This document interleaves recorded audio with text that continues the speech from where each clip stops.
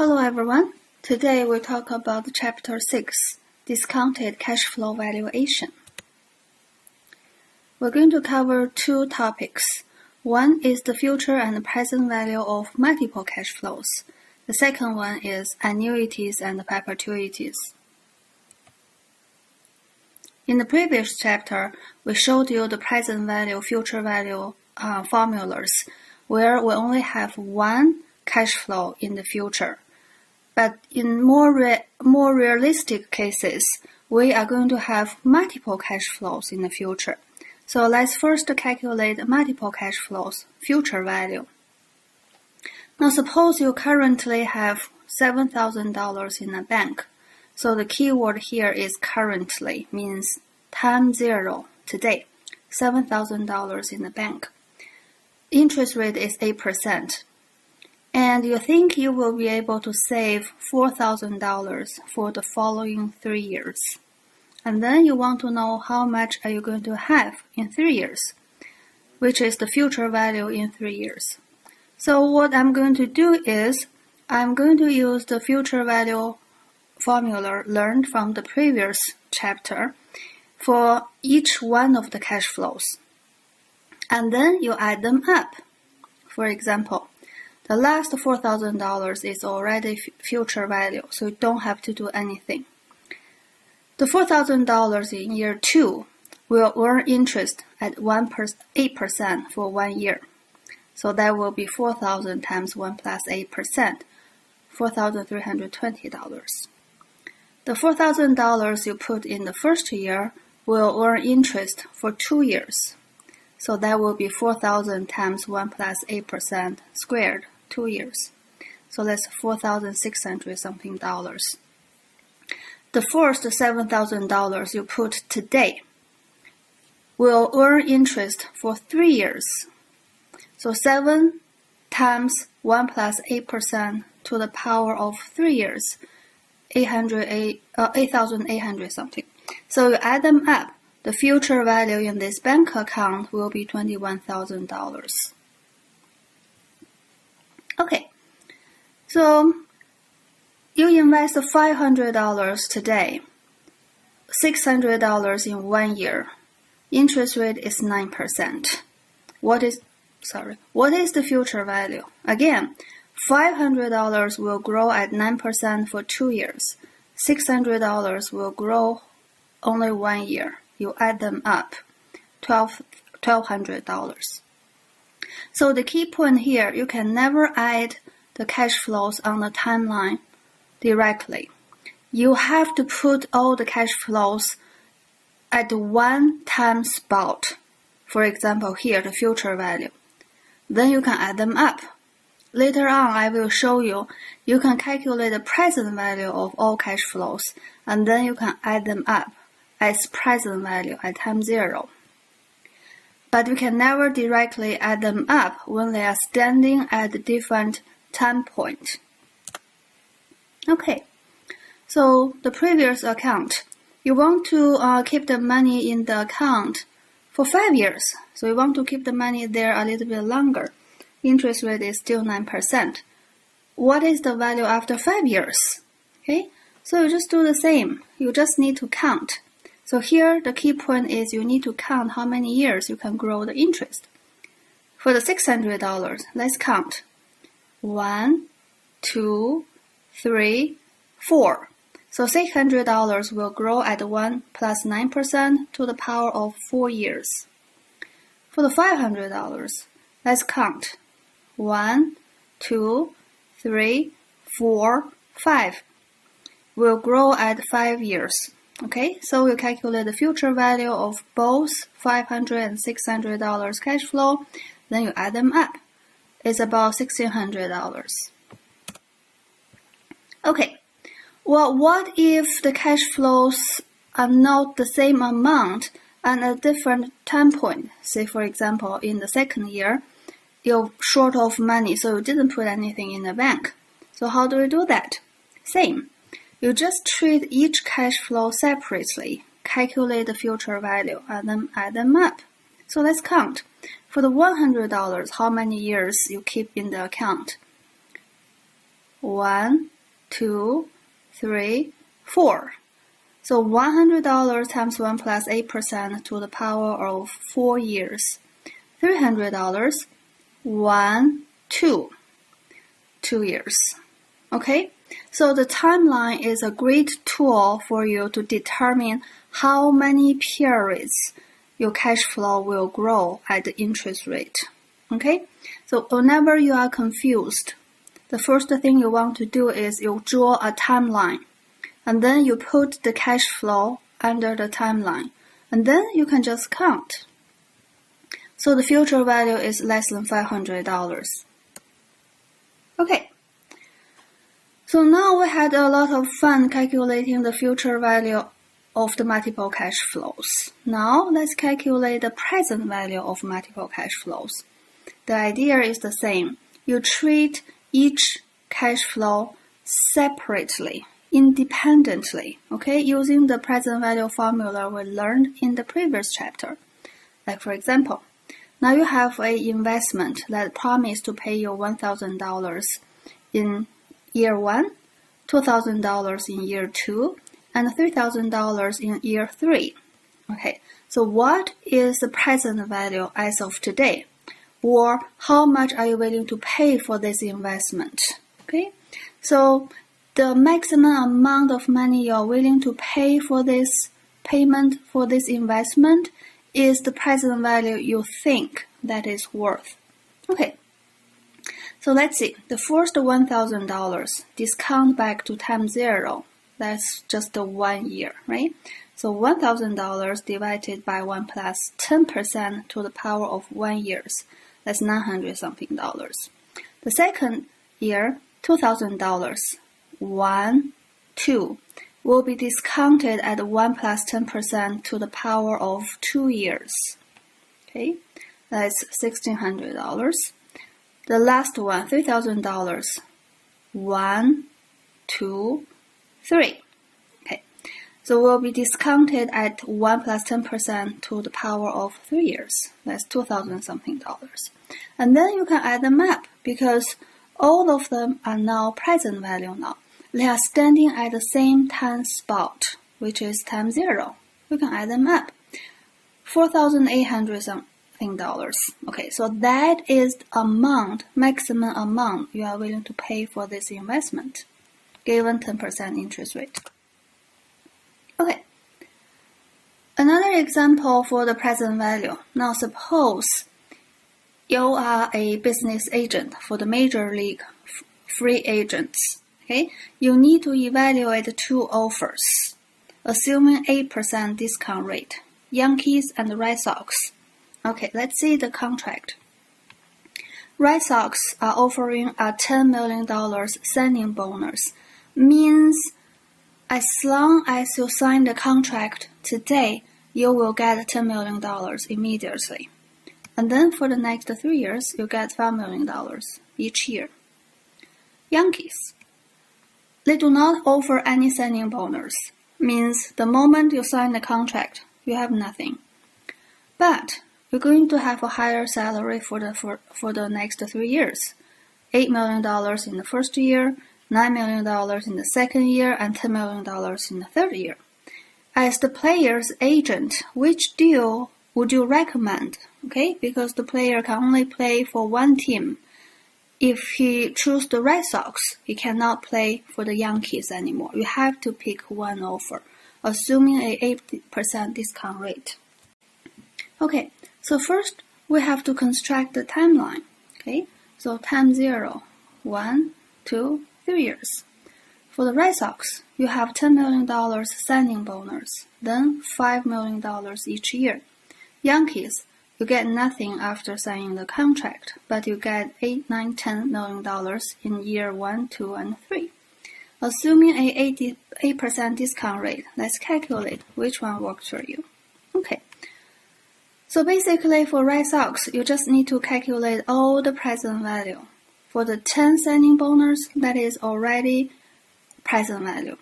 5, 5, 5, discounted at 1 year, 2 year, 3 year period using 8% discount rate. Okay, so you add them up. $22.885 million. For the Yankees, you do the same. Immediate payment is 0, but for the 8, 9, 10, discounted at 8% to the power of 1, 2, 3 years, $23 million. So the Yankees offer looks better. Okay, so what if you have another player also is interested in playing for one of the major leagues? What do? They have a different discount rate. So which one do you pick? Now, the different player has a 10% discount rate. Let's see what do they do here. So instead of using 8%, now we replace the 8% with 10%. That's it. Okay, so the whole table is exactly the same as the previous slides. The only difference is instead of 8%, now we have 10%. Okay, so after you do the same calculation but using a 10% discount rate, Red Sox $22.43 million, Yankees $22.22 million.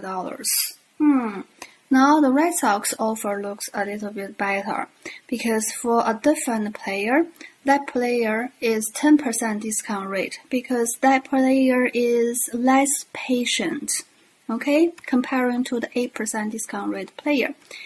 So he treats the future value a little bit less than the 8% discount rate player. That's why he preferred the Red Sox because the Red Sox gave you an immediate payment $10 million, right? So the future value discounted. Although for the Yankees you have higher future salaries, but they are discounted at a higher rate, 10% instead of 8%. So after the discount, the present value is slightly lower. Okay, so that is why different people will pick different team to play. Even though the teams, the leagues are giving out the same amount of contracts to all the players, you still can see different players playing for different teams because each player has a different discount rate, and that discount rate is that person's personal cost, opportunity cost. Okay, each person's opportunity cost is different. And how to discount the future value? Some people are less patient, so they will have a higher discount rate. Some people are very patient and they will have a lower discount rate to discount the future value.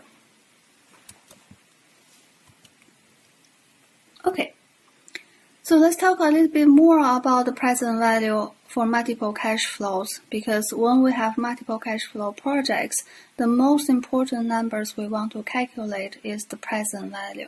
Okay, so again, now we have an investment that pays you $200, $400, $600, $800 in the following 4 years. What is the present value given 12% discount rate? Okay, so basically we do exactly the same thing. We discount the $200, $400, $600, $800 at 12% to the power of 1, 2, 3, 4 years. All you need to do is count how many years you need to discount back to time zero. Do the count, okay? Alright, so the total present value is 1432. Okay, remember that number. What if you want to use the financial calculator to do that question? Okay? If you don't really get this page, it's okay. I will upload a separate video I download from YouTube.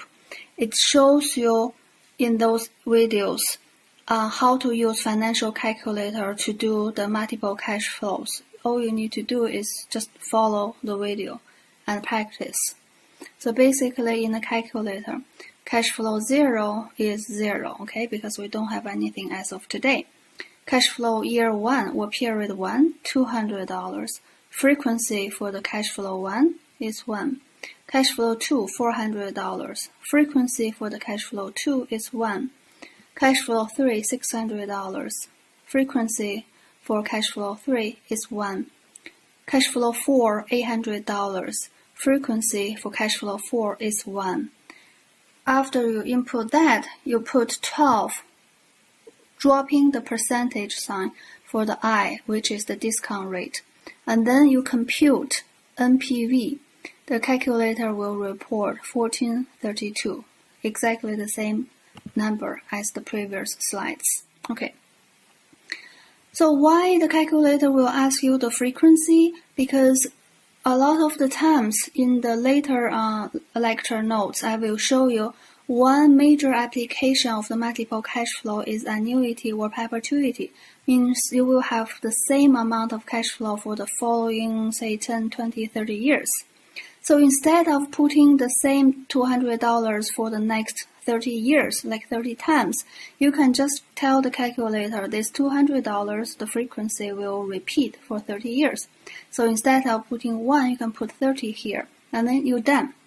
It saves you a lot of time. So instead of putting the $200 for 30 times for the next 30 years, you can simply put the frequency for that cash flow, 30. Then you're done. Okay? But for this question, well, when the cash flows are all different in each year, you can't really benefit from using the frequency. You can just ignore it because the default value is 1. You don't really need to input anything. You can just, put all the cash flows. Okay. So decisions. In the real life, a lot of the salesperson will try to sell you a lot of investment opportunities. Okay, let's see what happens here. One of the broker calls you and say, hey, if you invest $100 today, you will receive $400 in a year and $75 in 2 years. Okay? So if you think your opportunity cost is 15%, or you require a 15% risk on your investment for this amount of risk, should you take the investment or not? Okay. So all you need to do is to calculate the present value of the $40 and $75, right? Okay, so we can use the calculator, right? You can either draw the timeline and separately calculating the $40 and $75 in their present value and then add them up. Or you can use the calculator, right? Cash flow 1 is 40, cash flow 2 is 75. I equals 15, again you drop the percentage sign. Compute net present value, $91. So to you, this cash flow, this investment opportunity is worth only $91. But your broker charge you $100 to purchase this investment opportunity. You will say no, thank you. But no. Okay. Saving for retirement. So that is one major decision everybody has to make. So now you are offered the opportunity to put some money away for your retirement. And you will receive 5 annual payments of $25,000 each, beginning in 40 years. Okay? How much are you willing to pay to invest today if your opportunity cost is 12%? Or if your required rate of return on the investment is 12%. Okay, so let's draw the timeline. Okay. Again, time 0 is today. You always start from 0. Okay, time 0 is today. But in this question, interesting things happen at the time period 40, because 40 years later, right? So 40 years later, you will be able to receive $25,000 for 5 years until 44 years old. Okay, so that is the cash flow, right? So from now to year 39, those 40 years, you have 0 cash flows. Okay. So from 1 to 39, zeros.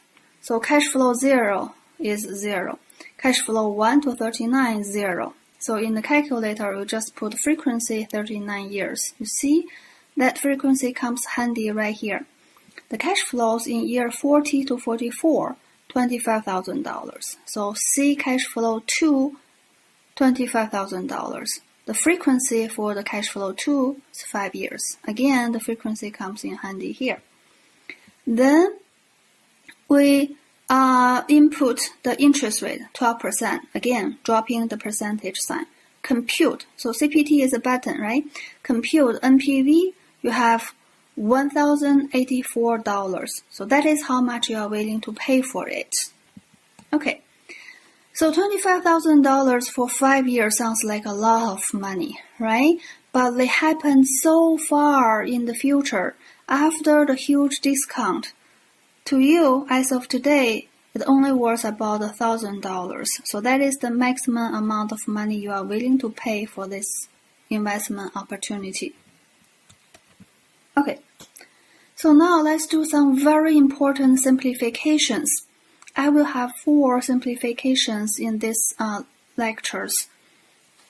They're all very, very important.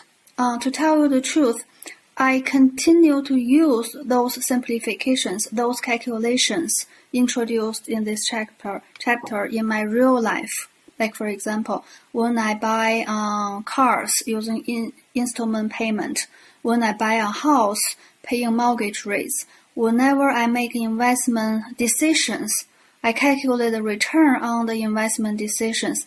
I use the same formula in this chapter. So this is very important. I want you to pay 100% attention to all the applications in those 4 simplifications. So the first one is called perpetuity. So what is perpetuity? It's a constant cash flow that lasts forever. So if you want to draw the cash flow on the timeline, today 0, okay? So a timeline always starts from 0. For the next forever periods, each period you will have a fixed amount of cash flow. So that is why each cash flow are the same. C, capital C, okay? So how much are you willing to pay for this? It sounds like a lot of money, right? Because the cash flow C goes on forever, never stops. How much are you willing to pay for it? Let's discount all the cash flows back, okay? So the present value will be each cash flow discounted back according to the time period until forever. When we simplify the formula, which is something you learned in your high school, this is a series of numbers. If you take the C out of the whole thing, you can see some pattern over here. Eventually, the number approaches to 0 because the higher the power here, the whole thing will approach to 0. Okay, so anyway, the formula will simplify to present value equals C divided by R. That's simple. Let's see. Okay, so what is the value of a British council that promised to pay you £15 every year forever? Suppose your interest rate is 10%, means your required rate of return is 10%, or your opportunity cost is 10%. Okay, so how much are you willing to pay for this British council? Okay, plug in our formula. £15 forever, discounted at 10%. That's $150. Okay, so the maximum amount of money you are willing to pay for it is £150. Well, at first, a lot of people feel very confused because $150 is a very, very small number relatively to $15 forever, because when you think about forever, you think about thousands of years, right? So $15 for thousands of years, that sounds like really a huge number, but it's actually not really. Look, $150. If you have $150 and you can earn 10%, each year how much can you earn? Do the quick calculation. Exactly $15, right? So if you have $150, if you can earn 10% each year you're actually earning 15%. So all you need is $150 to generate this $15 forever cash flow, right? So that is why you are only willing to pay $150 for this $15 British council forever and ever. Okay. The second most important application of the perpetuity is endowment fund. Okay, endowment funds play a very important role in a lot of churches, colleges, and other like non-profit organizations. Like for example, when you graduate from City College, you want to contribute back to your mother school. So you can set up an endowment fund for our library, for example. So what you want to do is, hey, I want to set up an endowment fund for City College that will pay $100,000 each year forever for our library to buy new books. Okay? The question is, to generate such a payment endowment fund, how much you need to donate today? Present value 0, given the interest rate of 10%, or required rate of 10%, or opportunity cost of 10%. They're all the same. Okay? All right. So using our formula, $100,000 divided by 10%, $1 million, which means if you donate $1 million to City College to set up this endowment fund, earning 10% a year, you will be able to generate $100,000 per year for our library to buy books forever and ever and ever. Okay? So to understand this, if you have $1 million today donated to City College, earning 10%, so each year you can earn $1 million times 10%, $100,000, right? So each year you can generate $100,000 return, and you can just use the whole return to buy books for our library, generating this $100,000 cash flow forever, right? Okay. Now the question continues. Now I want to make this question a little bit trickier. So now the endowment fund is slightly different than previous one. You don't have to pay any money in the first 2 years. So the endowment fund will start paying $100,000 since year 3 and then forever. So the only difference is you skipped the first 2 years. Then how much money you need to donate today? Okay, so let's first use the calculator to calculate. If you want to use our calculator, again, $100,000 divided by 10%. But now you are calculating the present value at time 2, right? Because in our formula, the formula says the first cash flow starts in the next period relatively to today, right? So if the next period is actually year 3, then you are actually calculating the present value at time 2 using the formula. That's $1 million, okay? So $1 million is the value at time 2. Discount it back to time 0. 1 plus 10% discount rate to the power of 2, right? So you discount it back 2 years. $826,000 is the amount of money you need to donate to City College to set up this endowment fund so our libraries can have $100,000 starting from year 3 to buy new books forever and ever. So the second simplification is growing at a perpetuity, means each period the cash flow will grow at a constant rate forever. So in this timeline, period 1, you get a fixed cash flow C. Period 2, the C will grow at a constant rate G. In period 3, C will grow at 1 plus G squared. So the pattern goes on forever and ever. So the present value of this growing perpetuity is going to be the present value of all future cash flows. Again, we can simplify this formula to the one in the red box. So the present value of the growing perpetuity is going to be the constant cash flow divided by R discount rate minus the growth rate. Okay, so now back to our growing perpetuity example, which is the same one as before, the endowment example. The only difference here is instead of paying fixed $100,000 to buy books for the libraries, now each year the $100,000 payment will grow at 3%. This pattern goes on forever. Well, that makes sense. A lot of endowment funds are growing by perpetuity.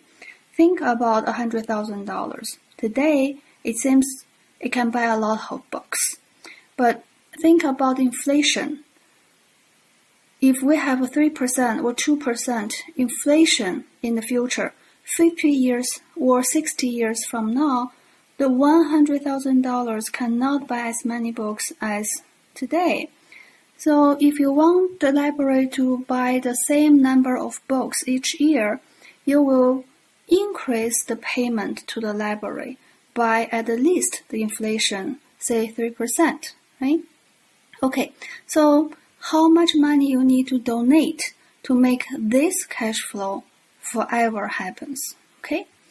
So the present value at time 0, which is today, is going to be the fixed cash payment, coupon payment, or C, our capital C, in the formula, $100,000, divided by 10% discount rate minus the growth rate.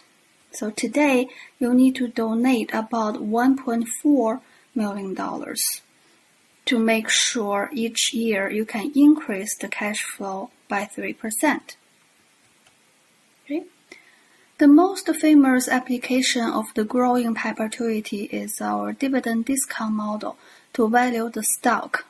We have a whole chapter talking about that, but here is just one glance of what will happen later. Now suppose you think the next period dividend of a stock is $1.30. The dividends will grow at 5% forever. Discount rate, or your required rate of return, is 10%. So what is the value of all the future dividends discounted back? Or equivalently, what is the value of the stock? Okay, the constant cash flow is $1.30 dividends, discount rate 10%, growth rate 5%, 10 minus 5. So the present value is $26. Okay, so the stock is worth $26. Okay, so the third simplification of this chapter is called annuity. Alright, annuity is very important. You're going to use it in your real life, real world a lot. So I really want you to pay attention here. The annuity is almost like a perpetuity. The only difference is it's not forever. It has a fixed or finite period, which is T. It doesn't really matter how long is the T. It could be 1,000 years or 10,000 years, but it's going to be a finite number. And most of the time is within 30 or 50 years. So the present value of the annuity is going to be the constant cash flow each period discount back, according to which period you receive the cash flow. Okay? Well, you can still simplify this formula, but it won't be as simple as before. So the present value of annuity is going to be something in this big brackets here. Constant C times the whole thing, which is R and T, the whole thing here. The future value of this annuity means the value at the end of year T is going to be C times the whole thing here, right? Okay. So let's take a look at the following example. While you're going over your budget and you want to buy a car, what you can afford is $632 per month, and the bank is willing to lend you money for 1% interest rate per month for 4 years, or 48 months. How much can you borrow? Or equivalently, how much can you afford the new sports car? Okay, so let's do the calculator approach because it's easier, and I use this calculator approach all the time. I never ever once use the formula. Okay, so the PMT is your monthly payment, $632. Future value, you don't have to worry. You can just leave it like that. The default value is $0. don't put anything there. Number of periods, 48 months. Each month, you are paying 1%. Again, dropping the percentage sign, you only put 1 here for the I over Y. Compute the present value. The calculator will report $24,000 for you, which means the maximum money you can borrow from the bank is $24,000, which is exactly the amount you can afford the new sports car. Of course, you can plug in all the numbers in our formula. You should get exactly the same amount. You can try that. Okay, so let's take a look at the following example. Now, so what is the present value of the 4-year annuity of $100 per year, but the first payment is in year 2, so you are skipping the first payment. If the discount rate is 9%, so what is the present value as of today of these 4 $100 cash flows? Okay, so first of all, we are going to use the formula or use the calculator to calculate the present value as of year 1 of the $400. Okay, right, which is $324. Okay, if you use the formula, the regular formula or the calculator way, because the regular formula assumes the first cash flow happens in the next period, not skipping one. Okay, so if you're using the calculator or using the regular formula, you are actually calculating the present value as of period 1. Okay, $324. To calculate the present value as of today times 0, you need to further discount it. So 324 divided by 1 plus 9% to the power of 1. Further discounted back to $297. So now we have a more realistic example. You're ready to buy a house and you have $20,000 saved for the down payment and the closing cost. Okay, so that is all the money you have in the bank account, okay? It's for both down payment and the closing cost.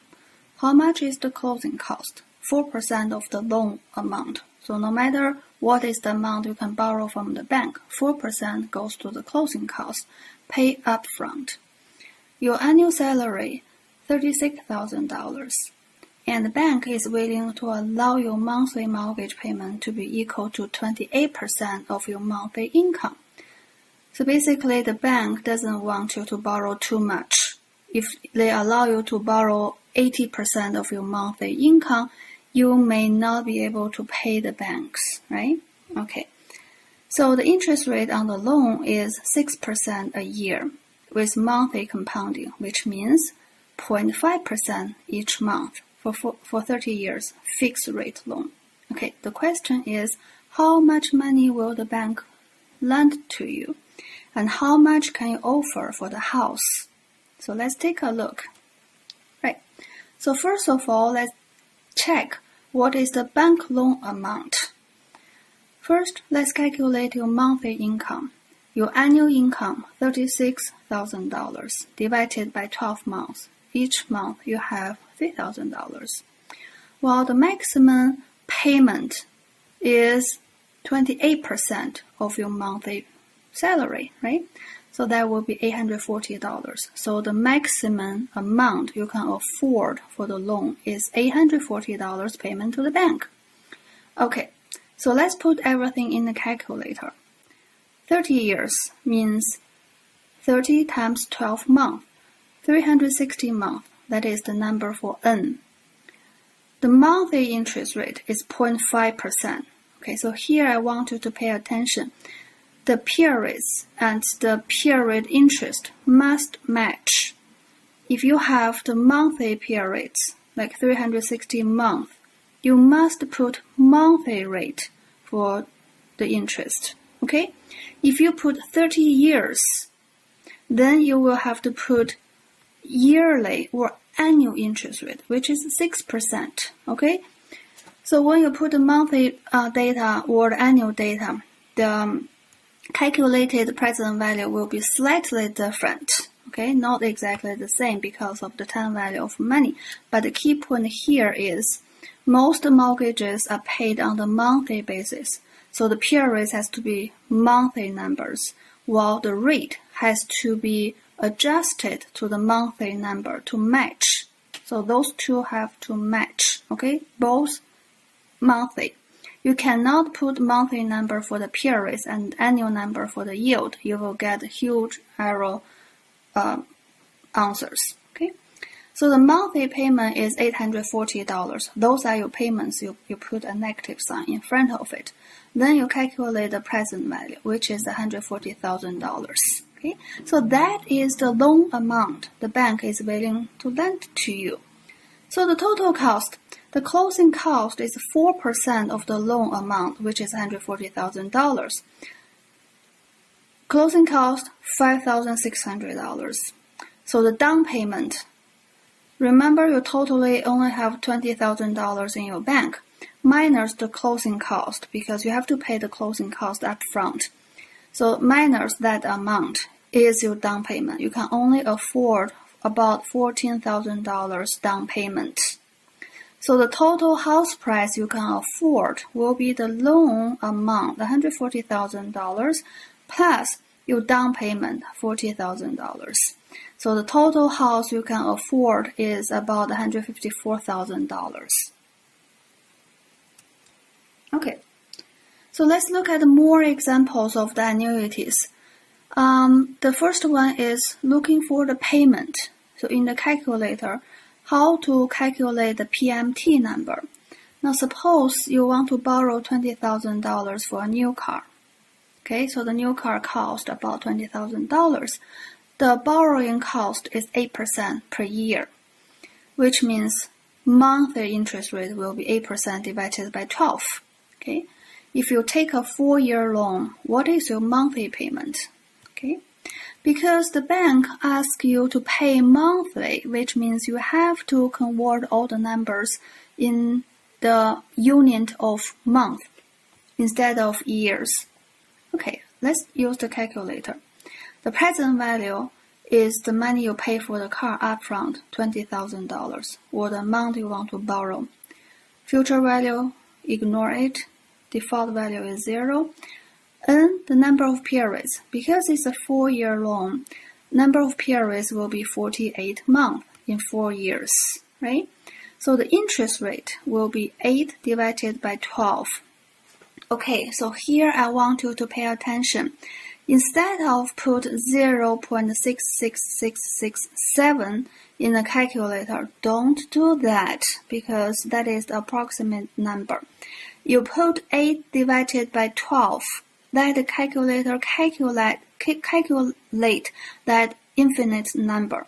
Then assign that number to the I, okay, to make sure the calculation is very accurate. Compute PMT. The calculator will report $488. Okay. Using the calculator or using the formula, you should have exactly the same amount, right? So $20,000 present value, 8%, 48 months. You can back out the cash flow you can afford each month, which is the same. So the next example is finding the number of payments. Now you are a little short on your vacation, so you use your credit card to pay for the vacation bills.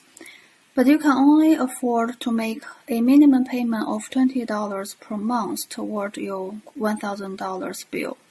The interest rate the credit card charge is 1.5% each month. How long will you need to pay off the $1,000 bill? Okay, so when you're using the credit cards, I strongly recommend you to pay the full amount or the actual amount of your bill.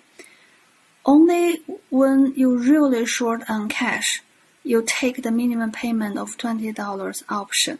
Because when you take that option, let's see what happens. The remaining $980 will be growing at 1.5% per month. Okay? So each month, if you are paying only $20, the remaining balance will be growing at 1.5% each month. It's gonna take you a lot of time to pay off the whole thing. It will charge you a lot of interest. Because 1.5% interest charge is really high, equivalent to 1.5% times 12 months, 18% charge on your credit card. So basically you are borrowing $1,000 on a 18% rate per year. That is very high. Alright, let's see. Using the calculator, the loan or the present value is $1,000. Ignore the future value. Monthly payment, $20 minimum payment. You want to put a negative sign in front of it because it's a payment. Interest rate, 1.5% each month. Again, you drop the percentage sign. When you calculate the number of periods, it's going to be number of months. 93 months. Okay, let's see. If the credit card does not charge you any interest at all, let's see how many months does it need to pay off the $1,000 bill. $1,000 divided by $20 per month. Okay, it takes about 50 months to pay off the whole thing. But in reality, instead of 50 months, you are paying 93 months to the credit card company. So the first 50 months, you pay off the principal. The remaining 93 minus 50, which is 43 months, you're paying pure interest. So you pay the credit card 43 months interest, each month $20. Okay, that's how the credit card company is making money. Using the formula, you should have exactly the same number of periods as well. So the moral of this question is, try your very best to pay off your credit card bill as the actual payments. Never pick the minimum payment of $20 per month. Only when you're really short on cash. Whenever possible, you always want to pay off your credit card bill first because their interest rate is way too high, 80% per year. The next example, funding the rate. Now you borrow $10,000 from your parents to buy a car. You agree to pay them back $207 per month for 5 years or 60 months. What is the monthly interest rate, right? So if you agreed into this arrangement, what is the borrowing cost to you? Again, using the calculator is the best way to do it. Present value $10,000 you borrow from your bank. Future value, ignore it. Monthly payment $207. Again, it is a payment to your parents, so negative number.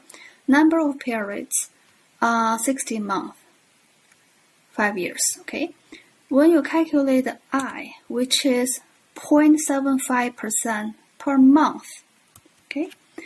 Using the formula, you will get exactly the same amount, so 0.75% interest rate each month.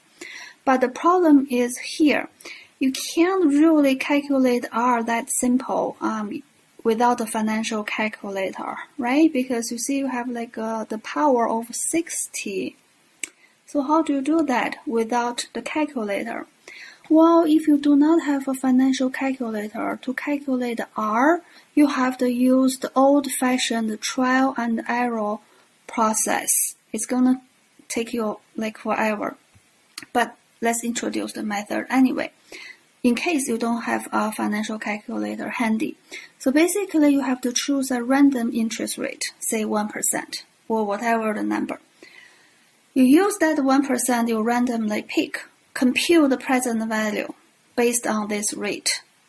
Then you compare the computed present value with the actual present value. In our previous case, $10,000. If your computed number is higher than the loan amount, then the interest rate is too low. You have to adjust it, make it higher.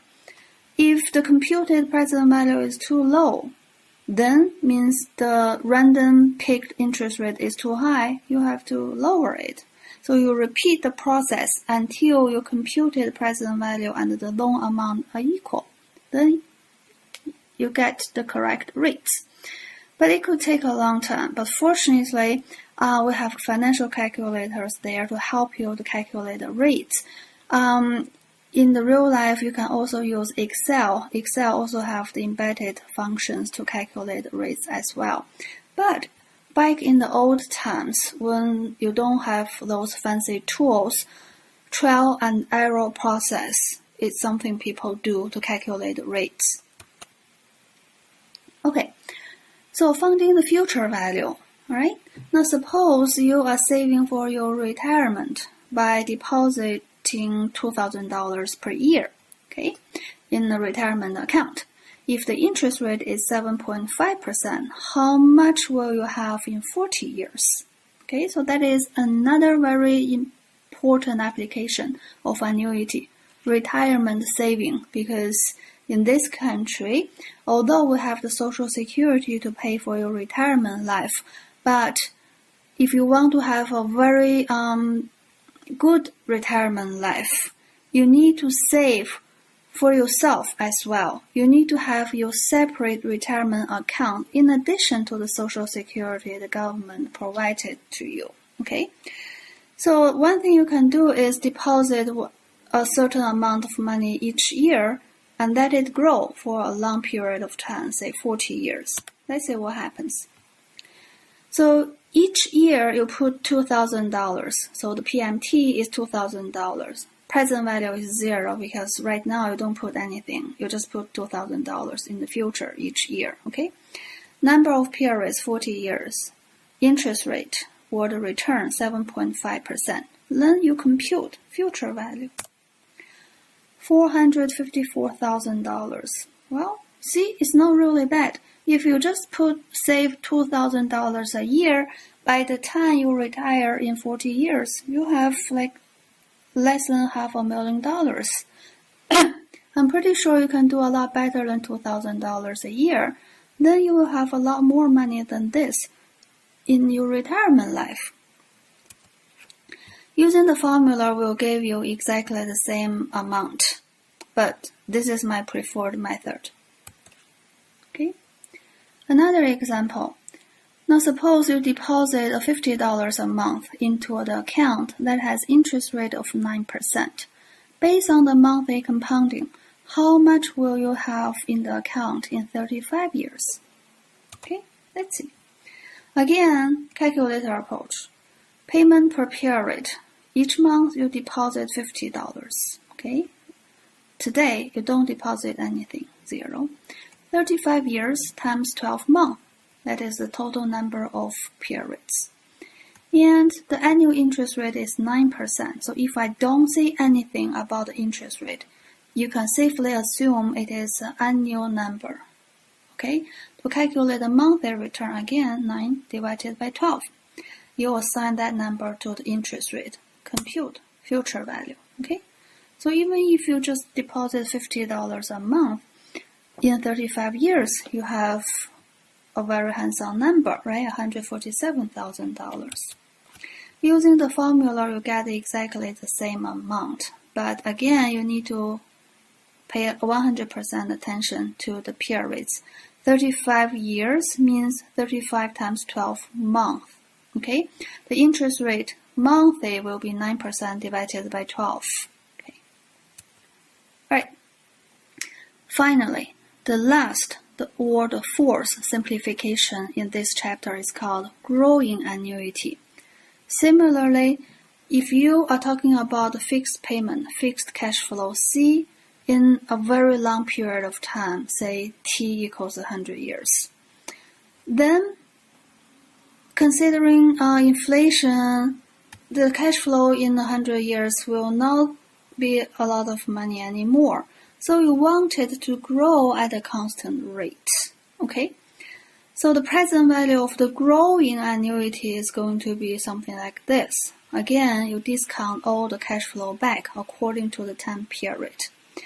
Well, we can't really simplify this formula too much. So this is the best we can do, right? the bad news here for the growing annuity is you can't really use a financial calculator, which means you have to rely on this rather complicated formula. Okay, let's take a look at the example. Well, a retirement plan offers to pay you $20,000 a year for 40 years and increase the payment by 3% each year.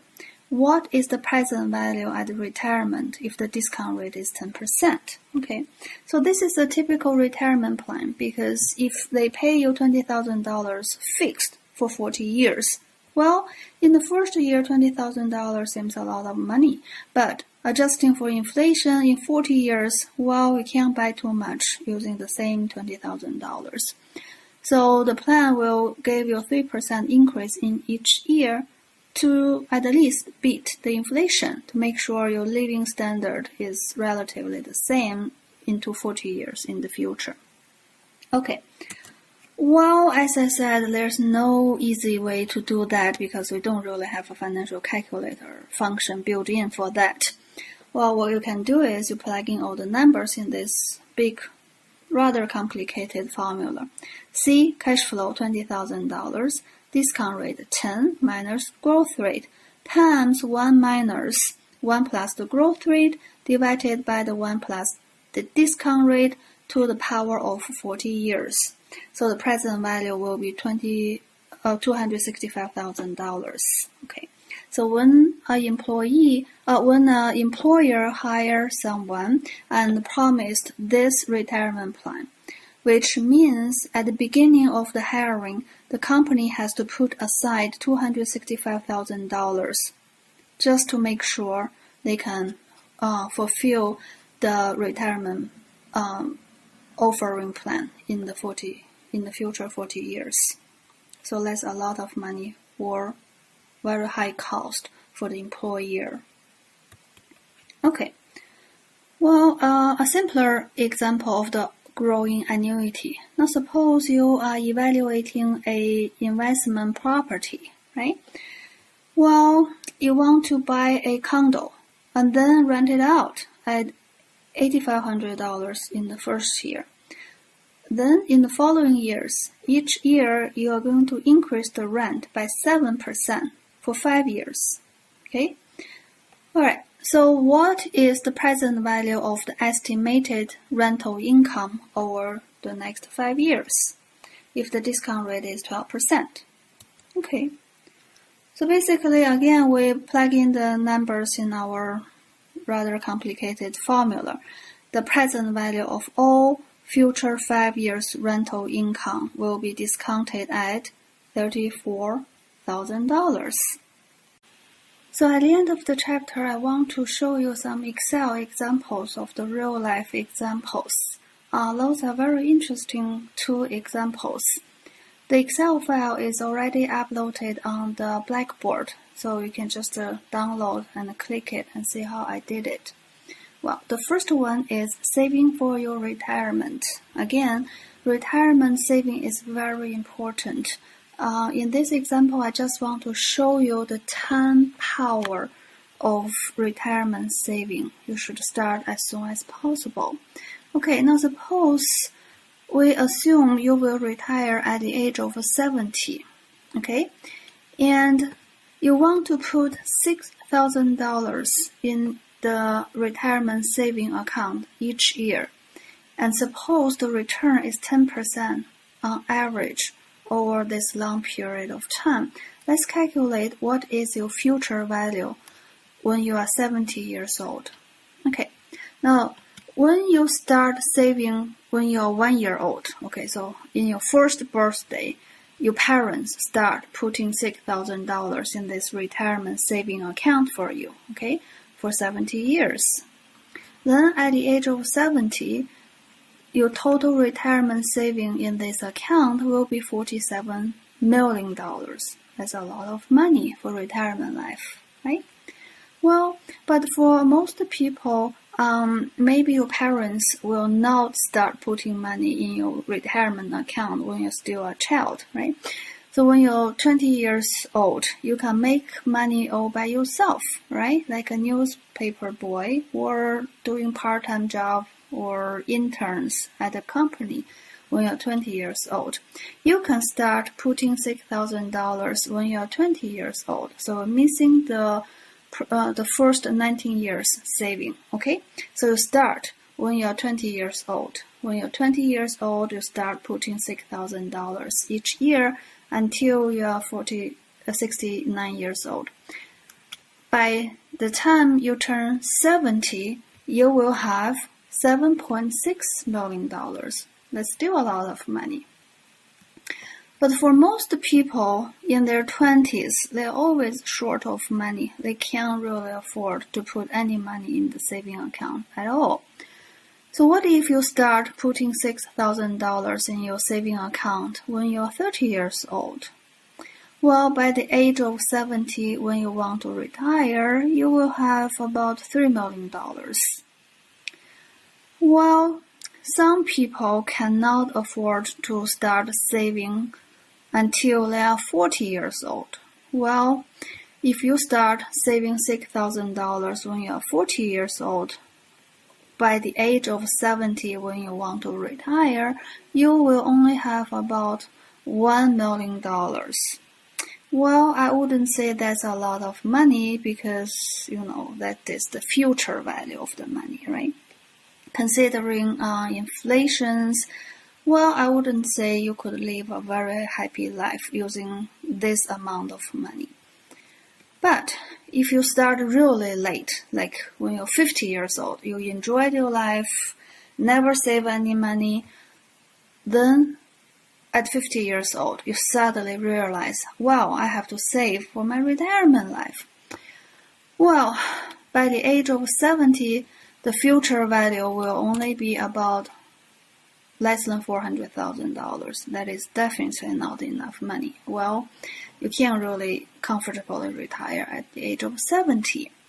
So the point here in this illustration is you really should start saving as soon as possible, because in terms of investment, time is your best friend. Give it time, everyone can become rich slowly, okay? Don't wait until it's too late. Okay. If you're not sure how I calculate the future value, you can double-click the Excel file. It shows you the cells I use and the formulas I use in the blank area here.